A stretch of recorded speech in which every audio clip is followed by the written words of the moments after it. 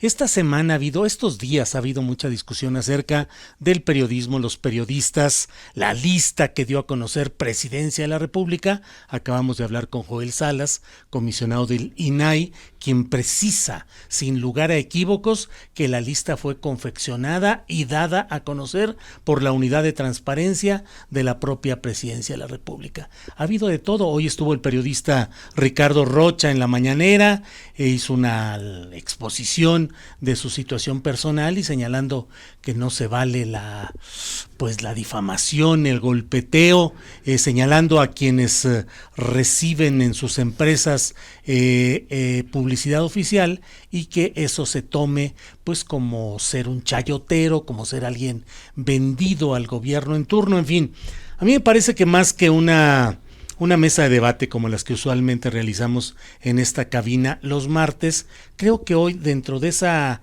catarata, dentro de esa profusión de suciedad respecto al oficio periodístico, me parece que vale la pena explorarlo con un sentido analítico, crítico, pero también desde la perspectiva de las áreas que sí han hecho periodismo decoroso, digno, crítico. Pienso en concreto en la revista Proceso, en el diario La Jornada, en la revista Contralínea. Pienso en compañeros periodistas de Radio Educación, de Radio UNAM, de muchos lugares donde se hace un ejercicio que creo que vale la pena analizar y comentar. Por eso, hoy tengo el gran gusto de que nos acompañe en esta mesa, ni más ni menos que Rafael Rodríguez Castañeda, director de la revista Proceso. Rafael, buenas tardes. Buenas tardes, Julio, qué gusto estar aquí contigo, acompañándote en esta experiencia, pues ya no tan nueva, ya tienes algunos meses y sí, la he seguido con atención y me está gustando tu manera de hacer periodismo radiofónico. Qué bueno, me da mucho gusto viniendo de ti una expresión como esta, Rafael. Rafael, pues, ¿qué está pasando? ¿Cómo ves las cosas? Insisto, de repente se ha venido la catarata de todas estas acusaciones, señalamientos, y yo recuerdo que tú hace 27 o 28 años escribiste un libro que se llamaba Prensa Vendida. ¿En qué hemos evolucionado? ¿Siguen las cosas igual? ¿Cómo lo ves? Pues fíjate que aquel libro recogía, por lo menos intentaba hacerlo, lo que era el periodismo de aquel entonces en su relación con el poder. Uh-huh. Eran tiempos del autoritarismo priista, del gobierno de un solo hombre, y la prensa, en su mayor parte, pues rendía culto a ese hombre omnipotente que era el presidente de la República. Uh-huh. Yo hice girar el análisis de este fenómeno en torno de lo que se conoció como el Día de la Libertad de Prensa, sí, creado en tiempos de Miguel Alemán, que era un evento de un fasto increíble. Era una gran comilona que reunía a funcionarios encabezados por el presidente y a una playa de directores de medios, dueños, etcétera, que se dedicaba prácticamente a rendirle honores al presidente en turno y a agradecerle, porque así lo expresaban, el respeto a la libertad de expresión, el respeto a la libertad de prensa, siendo que era, como lo sigue siendo, una garantía constitucional. Sin embargo, se le agradecía. Cada año tomaba la palabra alguno de los prohombres del periodismo de entonces y pues se le inclinaba ante el presidente en turno, repito, y me fui narrando historias paralelas, historias de contratiempos entre el poder y el periodismo, historias de represión, historias exultantes de entreguismo, y decidí resumir en una expresión que fue un grito de batalla del movimiento estudiantil del 68. Los manifestantes estudiantes pasaban frente a los fachadas de los periódicos en Reforma, en lo que luego se conoció como la esquina de la información, y lanzaban un grito lo más fuerte que les era posible, al unísono, de prensa vendida. Y creo que esa expresión resumía lo que fueron durante muchos años las relaciones perversas entre el poder político y los medios de comunicación, en particular los medios impresos en aquel entonces, y luego pues, obviamente los medios electrónicos. Creo que las cosas, el libro data por ahí del principios del 90, han evolucionado. Obviamente vino lo que se ha conocido como la transición democrática, el cambio de partido en el poder y el recambio, pero yo creo que alguna parte de aquellas relaciones perversas todavía se mantienen.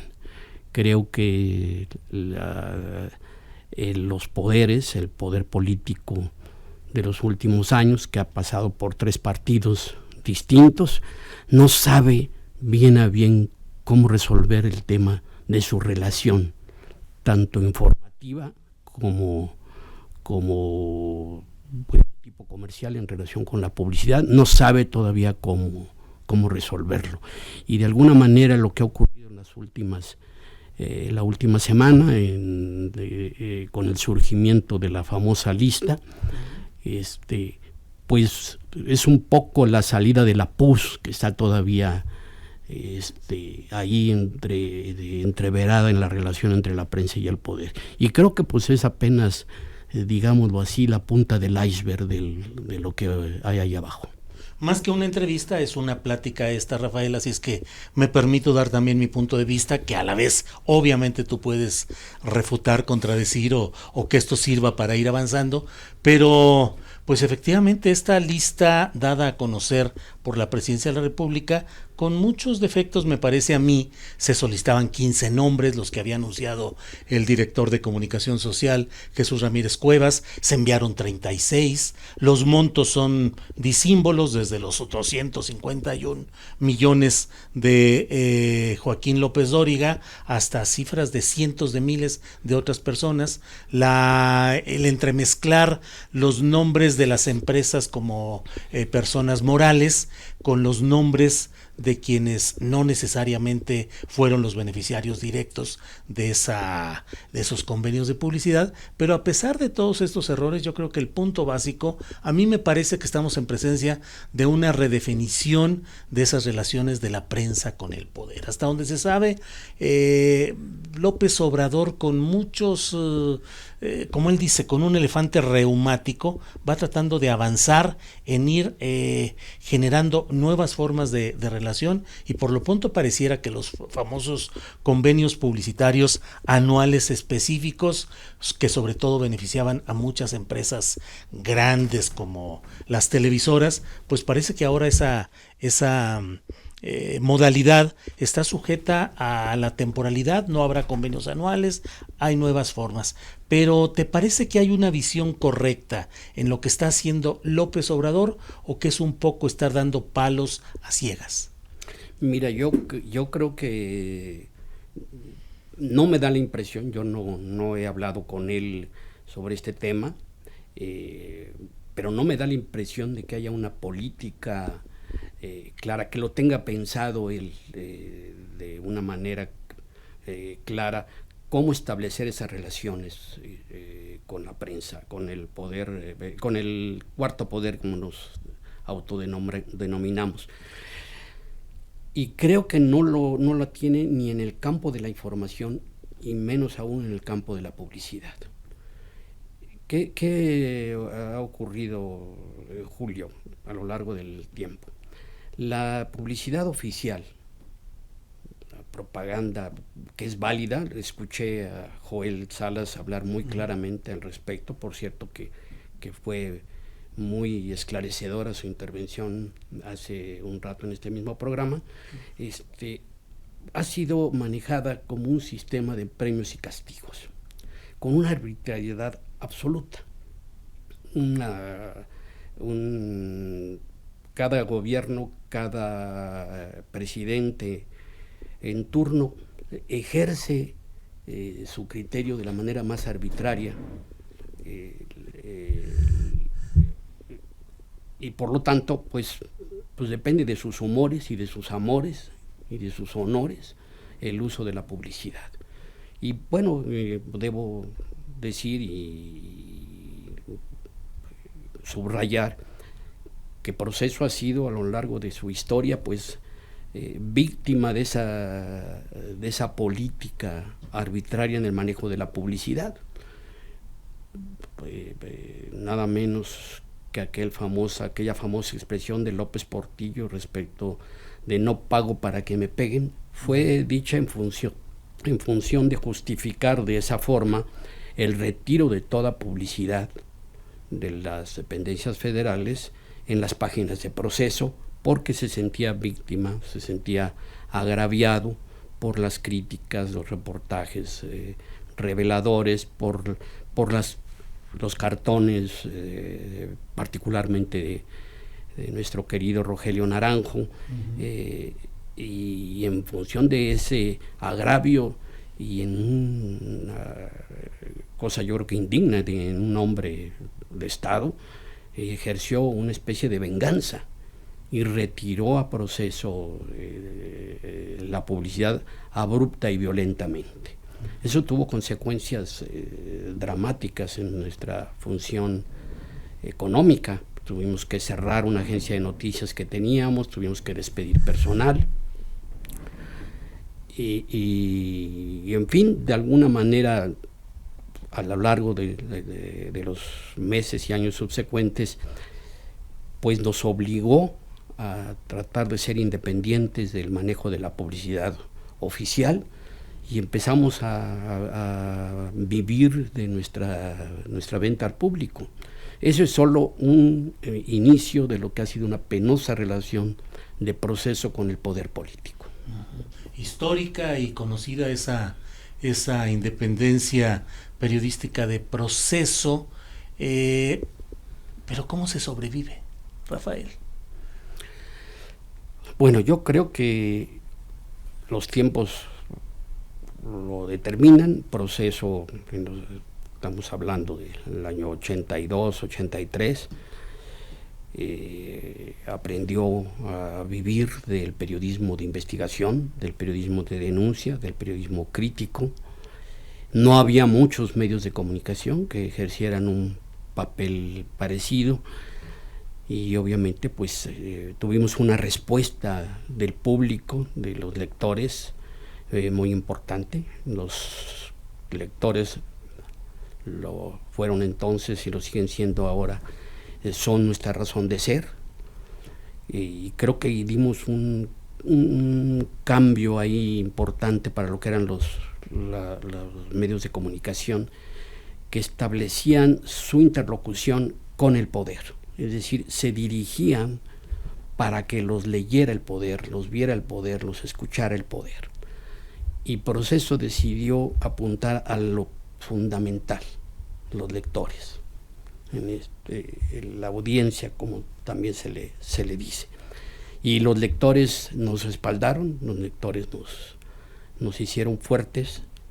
Los propios errores bárbaros de López Portillo y de los presidentes subsecuentes nos dieron un margen de crítica muy amplia, y Proceso fue durante un tiempo pues de los pocos medios que enfrentaban al poder con una crítica punzante, pero también fundamentada en la investigación, y eso es lo que es el secreto de Proceso de aquellos tiempos. Fíjate que yo veo que uno de los cambios que se están dando es el hecho de que hoy hay mucha inmediatez. Hay quienes incluso ni siquiera desean tener constancia y memoria histórica de lo que han sido las luchas que han permitido llegar a un momento de cambio con sus matices y sus asegúnes, pero finalmente un proceso de cambio como el que creo que ha planteado el presidente López Obrador. Pero de pronto hay voces que creen que todo se construyó ayer apenas o hace unas horas y no recuerdan todos esto, pues ahora sí que todo este proceso, claro, el proceso de transformación y de lucha. En esa misma vorágine, en ese mismo torbellino, hoy puedes ver que se ataca con saña a quienes han sido históricamente luchadores por la democracia, críticos, y cuando hacen una crítica ahora respecto al nuevo poder, se convierten en chayoteros, en mentirosos, en enemigos de la patria, en mil cosas así. ¿Qué tanto a Proceso lo ha afectado esta inmediatez analítica y esta profusión de verdugos políticos de lo inmediato, y que en el caso de Proceso le señalan el que traiciona los ideales, digamos, de crítica y de lucha por un cambio, dado que ha llegado ese cambio y ahora lo siguen criticando? Bueno, es un tema toral en estos momentos en la vida de Proceso. Déjame recordar hacia el año 2006, principios de 2006, que se veía venir casi inevitablemente el triunfo de López Obrador frente a la candidatura de Felipe Calderón. Hubo la oportunidad, creo que fue en ocasión de una feria de libro de minería, que es precisamente a principios de cada año. Uh-huh. Tuve la oportunidad de presentar un libro, o más bien participar en un homenaje a Julio Scherer García, fundador de Proceso. Y comenté ahí ante los reunidos en un salón del Palacio de Minería, pletórico, por cierto, ante el atractivo de ver y escuchar quizás a don Julio. Uh-huh. Comenté que me quedaba muy claro cuál era el papel que Proceso tenía que cumplir si llegase el caso, como parecía inminente, de que llegara al gobierno López Obrador, un hombre de izquierda, luchador social de sus comienzos, gran luchador político, uh-huh. Y dije que el papel natural de Proceso era ser fiel a su historia, ser fiel a su fundación, a su creación. Proceso nace de un golpe de poder contra el periódico Excelsior que dirigía don Julio Scherer, y nace pues confrontado con el poder. Y yo decía que más allá de las siglas y más allá de las ideologías o las tendencias del presidente que llegara, Proceso tendría que ser como era, como sigue siendo, y que López Obrador, en su caso, tendría que ver en Proceso el mismo espíritu que nos vio nacer: la crítica, la denuncia, la revelación, la confrontación eventualmente. Uh-huh. Y en estos momentos, ¿cómo se mueve Proceso, Rafael Rodríguez Castañeda, director de esta revista, cuando, por ejemplo, alguien de la familia fundadora y directiva, ahora Julio Scherer, es consejero jurídico de la presidencia? ¿Cómo sobrellevan esta circunstancia y de una presencia específica de también la señora María Scherer, que forma parte o es depositaria de la mayoría o de una parte de las acciones de la revista? ¿Hay un rejuego político más allá de lo periodístico? Mira, yo creo que lo estamos asumiendo de manera natural. No podríamos llevarlo ni como estigma, ni como una losa, ni nada. Julio Scherer Ibarra es quien es, independientemente de la dirección y de la conducción de la revista. Él no participa de ninguna manera en la toma de decisiones editoriales, hace su trabajo en la consejería jurídica de manera absolutamente independiente a nosotros, y nosotros hacemos el nuestro de la misma forma, absolutamente independientes, tanto de Julio como de María. María cumple también sus funciones periodísticas, la vemos de pronto participar en programas, ella tiene sus puntos de vista personales y los expresa, y nosotros de igual forma. No, sin duda no es fácil, porque pues el apellido Scherer es muy pesado. Nosotros no solo no hemos renunciado a ser seguidores de don Julio, sino sigue siendo nuestra inspiración. Con frecuencia veo en esas críticas de las que tú hablaste, particularmente en las redes sociales, que nos dicen que Julio Scherer García y eventualmente Vicente Leñero, nuestros fundadores, se avergonzarían de Proceso como está en la actualidad, y yo digo que es exactamente lo contrario. Tanto el uno como el otro, pero particularmente don Julio, estaría muy orgulloso de vernos ejercer el periodismo independiente y crítico que siempre hemos hecho. Entonces, si ofenden muchos, las redes sociales son terriblemente críticas. Primero nos calificaban así como de que somos así el ejemplo máximo de los chairos, para después precisamente decir que estábamos traicionando al gobierno de izquierda. Y creo que más allá de nuestros aciertos y nuestros errores, fallas en el producto periodístico en sí, Proceso mantiene su línea, que es una línea que ve al poder desde el otro lado de la acera. Déjame platicarte otra anécdota relacionada con lo mismo, pero en el otro campo. Cuando llegó Fox al poder, fuimos igualmente críticos. Entonces recuerdo que Jorge Castañeda, que alguna vez fue colaborador de Proceso y en los inicios del foxismo fue canciller, un día platicamos y me dice, ante las críticas a Fox, me dice: ahora resulta que te volviste priista.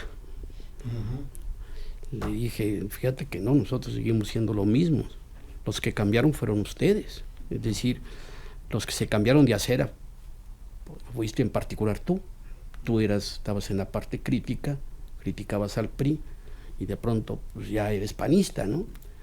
Pero te lo digo como ejemplo de que, es decir, si la oposición llega al poder, se piensa que el periodismo de oposición o crítico debe ser proclive al gobierno en turno. Yo no veo a Proceso siendo proclive al aplauso a López Obrador. Y en ese sentido, Proceso vive un momento muy peligroso, porque se nos puede insertar en un campo muy peligroso, el anti-López Obradorismo, que por supuesto existe en los medios. En medios que antes eran apoyadores del gobierno, ahora son críticos del gobierno porque ya es otro gobierno. Pero Proceso sigue siendo el mismo. Esa línea delgadita es la que nos mantiene en permanente preocupación dentro de la revista. No pasar esa línea de que se nos inscriba en el anti, más allá de que Proceso es como siempre ha sido. ¿Riesgo incluso de desaparición de la revista? No, eso por supuesto. ¿Riesgos económicos no? No, bueno, tenemos, como todos los medios impresos, tenemos problemas financieros, tenemos problemas de ajuste en lo que hacemos, el cambio, que a lo mejor nos tardamos un poco en ver el mundo de Internet de mejor manera. Estamos en eso, impulsando mucho nuestra página de de internet y buscando, pues sí, que cada vez los mejores o algunos de los mejores contenidos puedan canalizarse a través de la página, ¿no? Ahora, ciertamente los medios impresos, pues estamos todos en serias dificultades, pero Proceso ha sobrellevado estas dificultades y lo seguirá haciendo. Toda una escuela periodística, Proceso, donde muchos reporteros han pasado y han tenido pues momentos estelares en los cuales investigaciones, trabajos profundos. Pero pienso en lo disímbolo que puede ser la producción de figuras que ha aportado Proceso al periodismo nacional. Carlos Marín, ahora que fue durante largo tiempo director de Milenio, Pascal Beltrán del Río, director del diario Excelsior, Gerardo Galarza, un buen reportero de asuntos políticos, que luego fue su director también de imagen, y ahora Genaro Villamil, que es director del sistema de radiodifusión del Estado mexicano. ¿Qué opinas de trayectorias de gente que se ha formado en Proceso y luego ha salido? Bueno, yo creo que tú de alguna manera ya lo dijiste. Proceso es una escuela, son compañeros que eventualmente probaron lo que parecía para muchos imposible.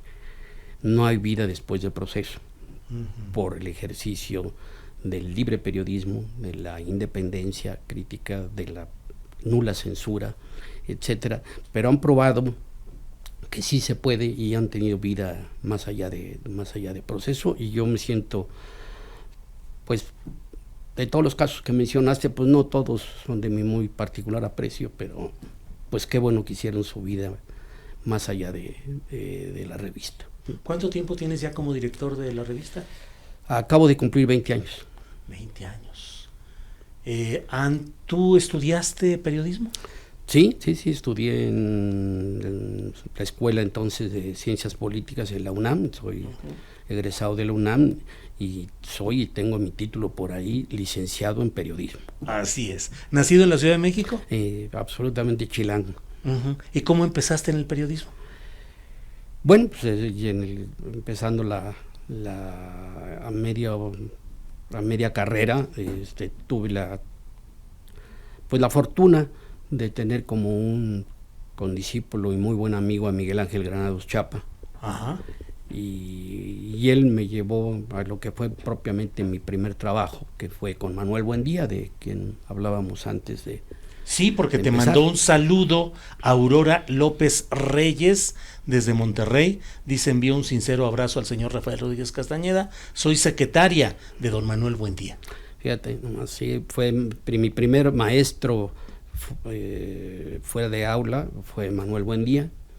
Aprendí de él muchas cosas buenas, algunas no tanto, pero que no me estorbaron en la vida, y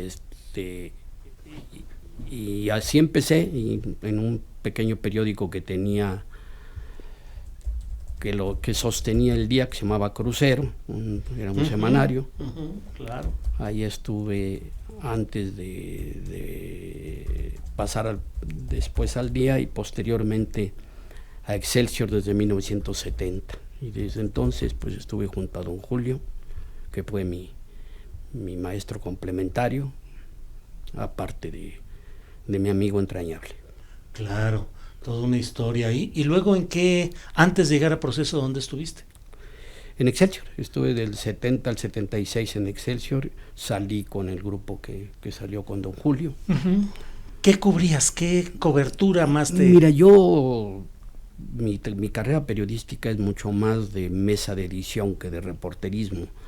Yo fui corrector de estilo y editor en Excelsior durante algunos años, aunque después tuve una experiencia que para mí fue vertebral, que me mandó don Julio como corresponsal de Excelsior a Washington en tiempos de la caída de Nixon y del fin de la guerra de Vietnam, así que tuve una experiencia muy, muy interesante ahí en Washington. Por desgracia, prácticamente de regreso a México, pasaron pocos meses antes de que viniera el golpe contra Excelsior, propiciado y orquestado por Luis Echeverría, y formo parte del grupo fundador de la revista, del grupo del cual ya quedamos en proceso pues prácticamente 2 nada más. ¿Tú y quién más? Armando Ponce, el coordinador Armando de Cultura. Ponce, el de Cultura, claro. Oye, Rafael, yo he dicho en más de una ocasión cuando señalan o mencionan que la revista Proceso es de portadas amarillistas. Yo suelo decir que a mí me parece que la revista Proceso tiene que optar por una presentación llamativa, dado que no depende más que del impacto que su portada y sus trabajos hacen al lector. En la medida en la que se depende del lector, pues se tiene que optar por hacerle llegar las cosas de una manera más llamativa. No lo critico, lo explico. A mí me parece que por ahí va el asunto. ¿Tú consideras que el manejo de las portadas tiene que ser llamativo para jalar al lector y en ese sentido puede colindar con el amarillismo? Bueno, yo creo que desde su fundación, Proceso, hay que tomar en cuenta que la historia de Proceso nace a partir de la conformación de un grupo de periodistas de diario. Uh-huh. Es decir, cuando se funda Proceso, somos los que lo formamos, pues periodistas que estábamos hechos en Excelsior, en el diarismo. Uh-huh. Obviamente tuvimos que aprender a hacer una revista y eventualmente la portada de Proceso ha evolucionado mucho. Vicente Leñero era durante el tiempo que fue el subdirector, pues era el creador de la revista, del concepto.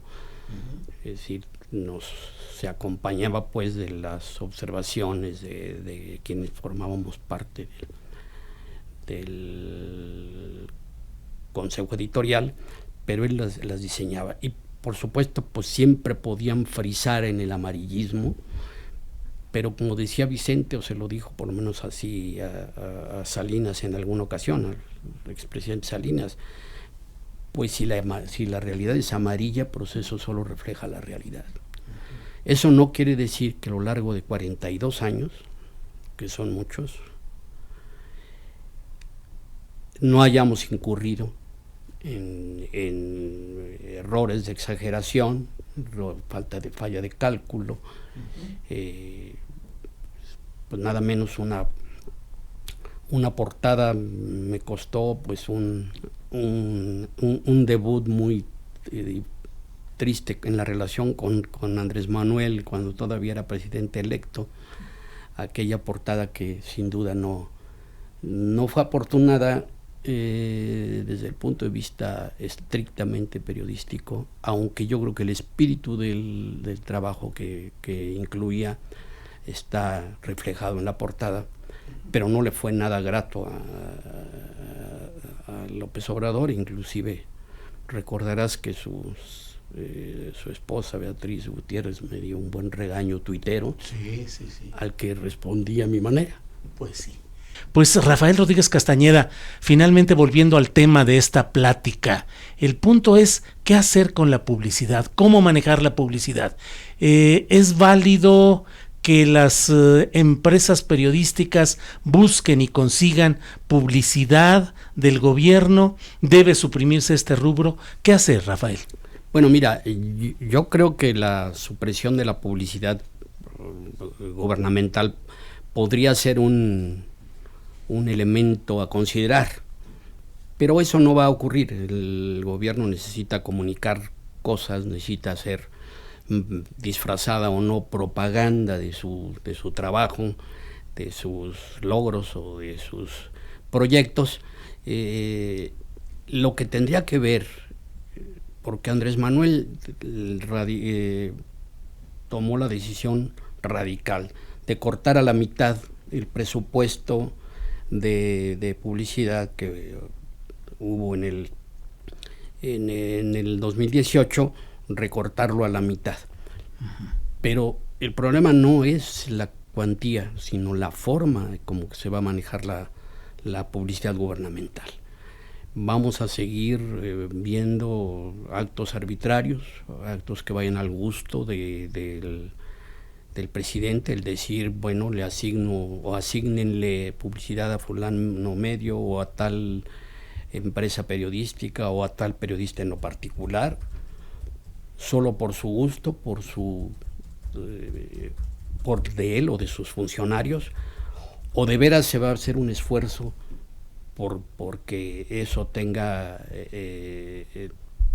un manejo claro, un manejo prístino, un manejo en que, de acuerdo a las audiencias, de acuerdo a los tirajes, de acuerdo al grado de influencia que un medio pueda tener, se le puede asignar o no la publicidad, y también el tipo de publicidad, a qué público, qué medios voy a usar para dirigir tal mensaje, porque va destinado a tal audiencia. Todo eso me imagino que tendría que estar en manos de un grupo de expertos que tendrían que pues establecer una política clara. Como sabemos, como ya lo hemos escuchado en varias ocasiones en esta última semana, pues hay una ley de medios que resultó nefasta, una llamada ley Chayote, que queriendo supuestamente arreglar las cosas, hicieron lo único que hicieron fue legalizarlas, y sigue siendo el mismo ambiente extraño de que uno piensa que el gobierno no sabe qué hacer con nosotros. No hablo de procesos, sino con los medios. Y en ese sentido se da un caso como lo de la lista. Pues, ¿qué es la lista? Pues poco saber lo que ya sabíamos, todos, pues que hay medios que son medios y periodistas consentidos del gobierno en tiempos panistas y priistas, pero creo que el hecho de que se conozca la lista no cambia las cosas. Como te decía yo, antes de que empezaras a interrogarme sobre mi biografía, si salió la pus, pero la infección está ahí, y creo que lo que tendría que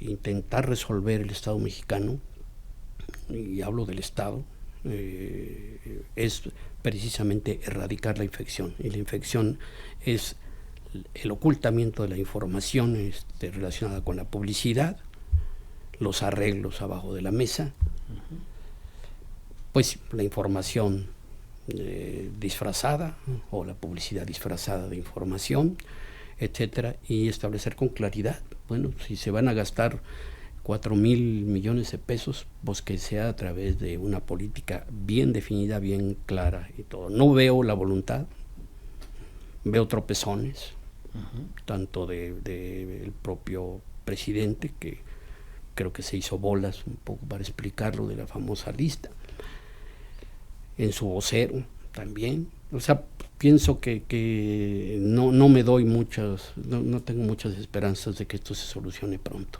pero ojalá sí, por el bien del saneamiento de la relación entre los medios y el gobierno, y creo yo también de manera pues sana, para bien del buen periodismo, de que la gente sepa qué esperar de cada quien, con claridad y con naturalidad, ¿no?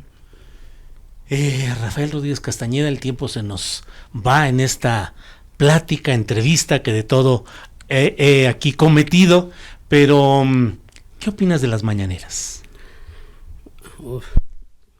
Como diría una colega tuya, todo un tema. Creo que las mañaneras López Obrador ya lo había hecho durante su gobierno del Distrito Federal, del entonces Distrito Federal. Es un hábil instrumento entre propagandístico y político para mantener el control del país en cuanto a la escena pública con mano muy férrea. Él establece los temas nos atropellan. Creo que los periodistas todavía no sabemos cómo manejarnos ante las mañaneras. De alguna forma no hay semana en que no surjan 3 o 4 temas periodísticamente válidos que de alguna manera se anulan entre sí. Ajá. Pero creo que mantienen a López Obrador en donde a él le gusta estar, en el foco de atención del país. ¿Nos va a suplir López Obrador como jefe de información? Pues algo así, porque ya lo es. De hecho, ya tenemos que recoger. Ya no puede uno evitar, si no verlas completas, pues sí verlas en sus fragmentos más importantes, porque sin duda tienen alguna miga periodística y sobre todo miga política. Ahora, yo creo que el desgaste que está sufriendo López Obrador por las mañaneras es fuerte también. No ha disminuido demasiado la aceptación pública, pero yo creo que el hablar demasiado, pues sin duda implica el riesgo de los tropezones. Sí. Y creo que ha incurrido en más de tropezones de lo que debiera. Él debiera cuidarse más, pero no lo va a hacer. Él va a mantenerse en ese ritmo, porque de eso se alimenta. ¿Te parece que son preparadas esas conferencias mañaneras, programadas, propicias? Mira, es difícil decirlo, porque no he estado atento a verlas todas. He visto análisis de las mañaneras, he visto críticas de que parece que hay reporteros que no lo son tanto y que a los que se les da la palabra con más frecuencia. Pero lo que yo creo que sí está preparada es la intención de las mañaneras. Es decir, políticamente es López Obrador el director de una orquesta de la que formamos parte todos y nos guía con la batuta. ¿Puede llegar un momento en el que López Obrador no necesite de los medios de comunicación convencionales? Pues estamos en ese tris. Yo creo que necesita de un contrincante. Por ahora, pues lo tiene y muy regularmente en el periódico Reforma. Está cumpliendo un papel muy claro, muy evidente. Eso a Andrés Manuel le funciona de maravilla, que tenga a alguien con quien golpearse y contragolpearse. Por lo tanto, no pienso que no nos necesite durante un tiempo, pero pues sí, la verdad es que entre las redes y sus mañaneras, pues nos tiene con preocupación. Rafael Rodríguez Castañeda, agradezco mucho esta posibilidad de platicar contigo, de pasar revista a asuntos que no son comunes como periodistas. Te ruego disculpes las preguntas que luego ya te hice a título casi de entrevista, cuando esa no era la idea, pero bueno, tú sabes mejor que nadie que la vena periodística nos lleva por caminos muy raros. Muchas gracias, Julio. Al contrario, Rafael Rodríguez Castañeda.